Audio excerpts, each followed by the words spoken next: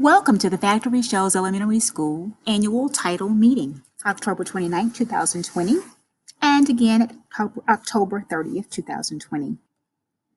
What is a Title I school? Schools receiving federal funding to supplement the school's existing programs, and funds are used to identify students who may experience academic difficulties. We use the funds to also purchase additional programs for staff and students, and we use the funds to conduct parent and family engagement activities just like the one tonight. How does our school spend Title I money? Each school system receives federal funds based on the number of students receiving free and reduced lunch. The funds are used to provide additional instructional supplies, professional development for staff, Title I tutoring during the school day, and direct instruction, salaries and benefits for Title I teachers. How is Title I parent and family engagement money spent? Schools are assigned a parent and family engagement contact person. Supplies for parent workshops and trainings, educational games, electronics, activities, books, and other supplies for the Parent Resource Center housed inside our Media Center. And from time to time, we might need an interpreter or provide childcare for some of our parent workshops and parent-teacher conferences. How does our school participate in the Title I program? Title I has two designations. Our school is a school-wide program of Title I. What are our school's Title I school-wide requirements? For starters, schools must have a minimum of 75% or greater free and reduced lunch status. Federal funds are used to improve overall academic programs for the total program.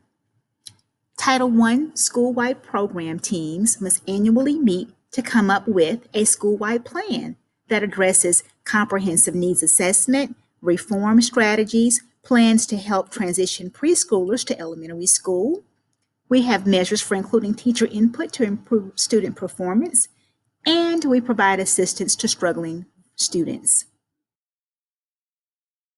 Factory Shows Elementary School school-wide program. Our school-wide goals include the percentage of 3rd, 4th, and 5th grade students who will score at proficient or distinguished learner levels on the ELA and math end-of-grade assessment. We want those scores to increase by 6 percentage points. For English Language Arts, ELA, our focus will be on vocabulary and comprehension. We'll monitor this through student growth on the STAR 360 assessments in all grade levels, including the GMAS. For math, our focus will be vocabulary and math fluency. We will also use STAR 360 benchmarks to measure that as well. Programs and supports in place to help students at risk. We provide tutoring during the school day for all grade levels, kindergartners through 5th grade. Our technology integration will be through iReady, MyOn, iLearn, ESGI for kindergarten only. Professional learning for teachers, we use Envision 2.0 for math, Learning Focus Schools, Next Generation, and our Right Score writing program. You may have dropped by the school if you're in 1st grade or kindergarten to pick up a Right Score assessment. For other grade levels, we are using the Right Score online scoring process. The Governor's Office of Student Achievement annually posts the report card, also known as GOSA. Every school has their annual report card published statewide. You can easily access this by visiting our website and clicking on the GOSA link, and it will give you a longitudinal study of our academic progress over the years. What curriculum do we use? All schools in Douglas County School System use the Georgia Standards of Excellence, and they can be found at the following link, www.georgiastandards.org. What tests will my child be taking? For kindergartners through 5th grade, they'll use the following assessments: ESGI, Developmental Reading Assessment, which is also known as DRA, and quarterly assessments. Exclusive to kindergartners is the G-Kids. For grade levels 3 through 5, we have the GMAS, quarterly assessments, and of course, checkpoints frequently to see and check for understanding.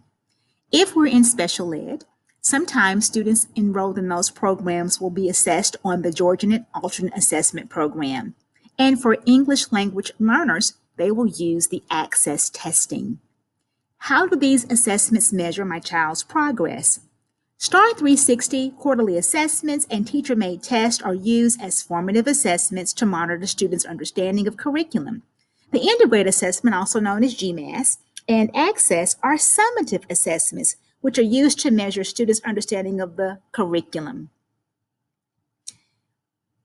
What proficiency levels is my child expected to meet? We want kids to be able to perform at level 3 and level 4, which is proficiency level and exceeding expectations, also known as distinguished.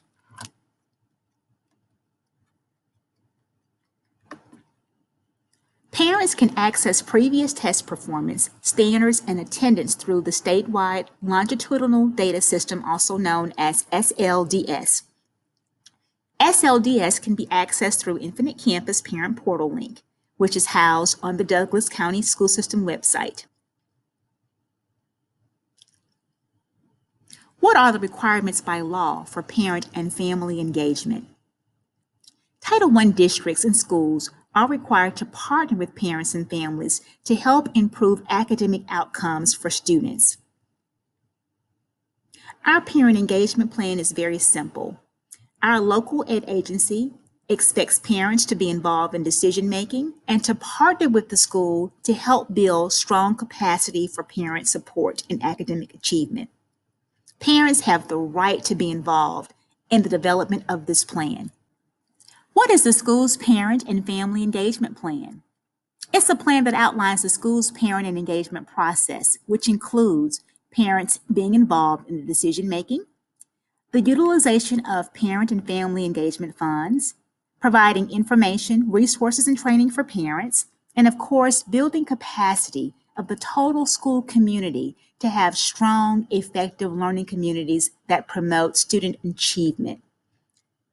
In summation, Title I parents have a right to be involved in the development of their school's parent and family engagement plan. What is a school parent compact? Essentially, it is a commitment from the school, the parents, and the student to share in the responsibility for improved academic achievement. In sum, it's nothing more than a contract. All parties agree. What is a parent's right to know? Parents have a right to request the professional qualifications of their child's teacher. In Douglas County, we notify parents of this process by posting a letter on the district website, which is also included in each student's handbook. What opportunities does the school provide for family engagement? There are a host of them. We have the Parent Advisory Council meetings. We have family meeting workshops. We have a school council. We have grade level events. You probably participated in the one that was held in September for Math Curriculum Night. We've also hosted events such as Muffins for Moms, Donuts with Dads, and Career Day. What opportunities exist for families to be involved in the school? Volunteer opportunities abound. You can serve as a room parent, the media center helper, being on the PTA, and of course participating in all grade level events. What opportunities does the school provide for family engagement? We have a parent advisory council, school council, school-wide plan meetings, and of course the Title I annual parent survey that you will get via a link at the end of the school year.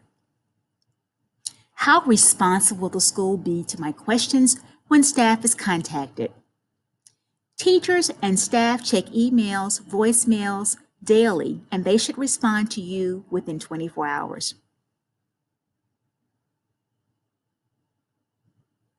McKinney-Vento Education for Homeless Children and Youth. What is the definition of a homeless student? If your family lacks a fixed, regular, and adequate nighttime residence and is forced to live in any of the following situations, and there are 10 of those: sharing housing with other persons, being in a motel or hotel or campground, being in an emergency situational transitional shelter, have a primary nighttime residence that is not designed for or ordinarily used as a regular sleeping accommodation, being in a car, a park, a public space, abandoned building, or something similar. Eligibility services through McKinney-Vento Homeless Act will be determined by the Homeless Education Program within 5 days of receipt of written request for services. If someone is considered homeless, what services may be available? They may have immediate enrollment in a school while waiting McKinney-Vento Homeless Assistance Act eligibility. They may choose between the local school where you're living or the school that was last attended. They may receive transportation to school. They can attend and participate in school programs for children who are not homeless. And they can receive all school services available to other students. To contact our homeless liaison, you may reach Renee Davis at the following number, 770-651-2084, or our homeless services coordinator, Jill Smith. Outreach to parents of English language learners, also referred to as ELL. How can you be involved in your child's education? You're always welcome to attend parent workshops and meetings, and you can visit the WIDA webinar series for families. Additional information and resources for ELL learners can be found at the following website, the Coloring Colorado series. How can you be active participants in assisting your child to attain English proficiency and achieve high levels within a well-rounded education and meet the challenging state academic standards expected for all students?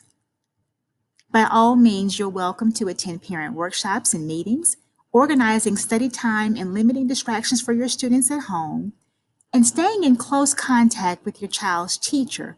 And as always, for all students, celebrate their milestones.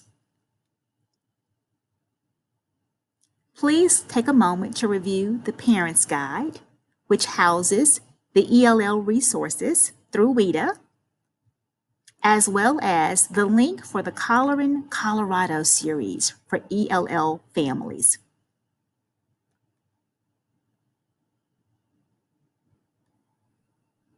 Please take our meeting evaluation by accessing the SurveyMonkey link listed below. Thank you for attending.